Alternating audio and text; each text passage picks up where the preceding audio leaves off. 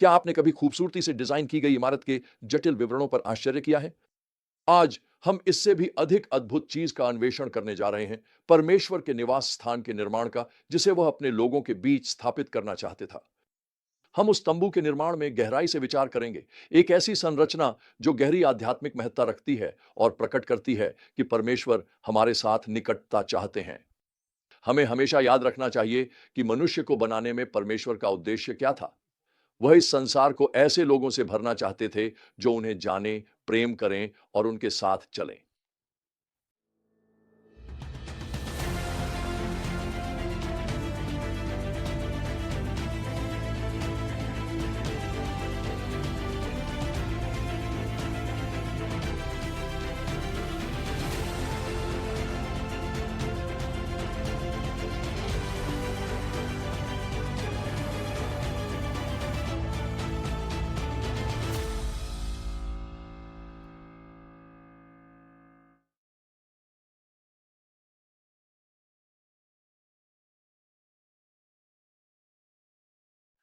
आज हम जिस मुख्य सत्य का अन्वेषण कर रहे हैं वह यह है, परमेश्वर अपने लोगों के बीच निवास करना चाहते हैं, लेकिन उनके समीप जाने के लिए श्रद्धा में निहित पवित्रता आवश्यक है।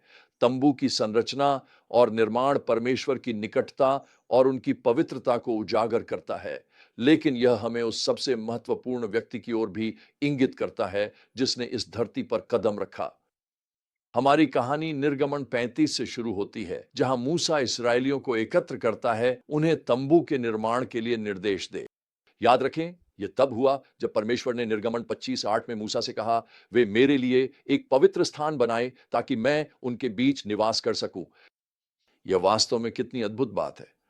संपूर्ण ब्रह्मांड का सृष्टिकर्ता अपने लोगों के बीच उनके मध्य में रहना चाहता है। लेकिन यहां एक समस्या है, परमेश्वर पवित्र हैं और हम नहीं, तो फिर एक पवित्र परमेश्वर पापी लोगों के बीच कैसे निवास कर सकता है? इसका उत्तर तंबू के लिए विस्तृत निर्देशों में निहित है। इसके डिजाइन का हर पहलू श्रद्धा की आवश्यकता और प्रायश्चित की प्रक्रिया की ओर संकेत करता है। आइए प्रमुख तत्वों पर नजर डालें। वाचा का संदूक, जिसे परम पवित्र स्थान में रखा गया था, परमेश्वर के सिंहासन का प्रतीक था। केवल महायाजक ही इसमें प्रवेश कर सकता था, और वो भी साल में एक बार, जो परमेश्वर के सामने जाने की गंभीरता को दर्शाता है। परमेश्वर पूर्णतः पवित्र है, वह अपनी ही एक विशिष्ट श्रेणी में स्थापित है। होम बलि के लिए कांस्य वेदी प्रवेश द्वार पर स्थित थी, जो लोगों को यह याद दिलाती थी कि परमेश्वर के समीप जाने से पहले पाप का निवारण आवश्यक है। सदैव जलता रहने वाला स्वर्ण दीप स्तंभ परमेश्वर की उपस्थिति और मार्गदर्शन का प्रतीक था। उपस्थिति की रोटी वाली मेज परमेश्वर के प्रावधान और उनके लोगों के साथ संगति का प्रतीक था। इनमें से प्रत्येक तत्व और कई अन्य तत्व गहरी आध्यात्मिक सच्चाइयों की ओर संकेत करते थे, लेकिन सबसे बढ़कर वे यीशु की ओर संकेत करते थे, जो अंतिम बलिदान के रूप में आएंगे, जिससे हमें स्वतंत्र रूप से परमेश्वर के समीप जाने का अवसर मिलेगा। वाह! हमें परमेश्वर के पास श्रद्धा और कृतज्ञता की भावना के साथ जाना चाहिए, क्योंकि यीशु, जो जीवित परमेश्वर के पुत्र हैं, ने स्वयं को बलिदान कर दिया ताकि हम उनके पास आ सकें।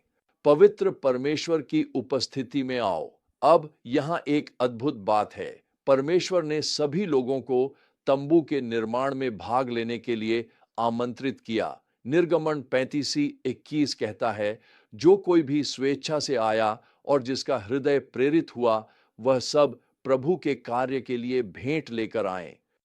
विभिन्न कौशल वाले लोग, शिल्पकार, बुनकर, डिजाइनर, सभी ने अपनी प्रतिभा का योगदान दिया। यह हमें आराधना के बारे में दो महत्वपूर्ण शिक्षाएं देता है। पहला, हमें आराधना के लिए तैयारी करनी चाहिए। हम परमेश्वर की उपस्थिति में अनायास नहीं जा सकते।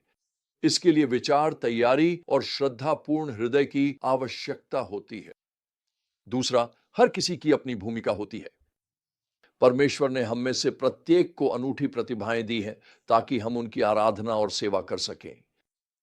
परमेश्वर के निर्देशों की विस्तृत प्रकृति और लोगों की सावधानी पूर्वक आज्ञाकारिता इस बात को उजागर करती है कि परमेश्वर के पास उसके नियमों के अनुसार जाना चाहिए, न कि अपने।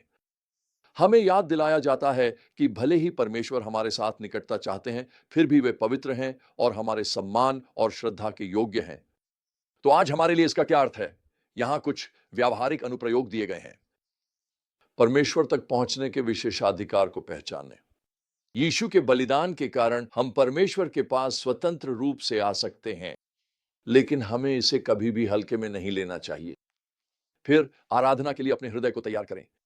चर्च जाने से पहले अपने हृदय शांत करें और परमेश्वर पर ध्यान केंद्रित करें। अपनी प्रतिभा से परमेश्वर व दूसरों की सेवा करें, जैसे इज़राइल के कुशल कारीगरों ने अपनी प्रतिभाओं को परमेश्वर के उद्देश्यों को अर्पित किया। परमेश्वर के पास निकटता और श्रद्धा दोनों के साथ जाएं। वे हमारे प्रेमी पिता हैं, लेकिन साथ ही पवित्र सृष्टिकर्ता भी हैं। याद रखें कि अब हमारे शरीर परमेश्वर का मंदिर है। 1 कुरिन्थियों 6:19 में कहा गया है, क्या तुम नहीं जानते नहीं कि तुम्हारा शरीर पवित्र आत्मा का मंदिर है?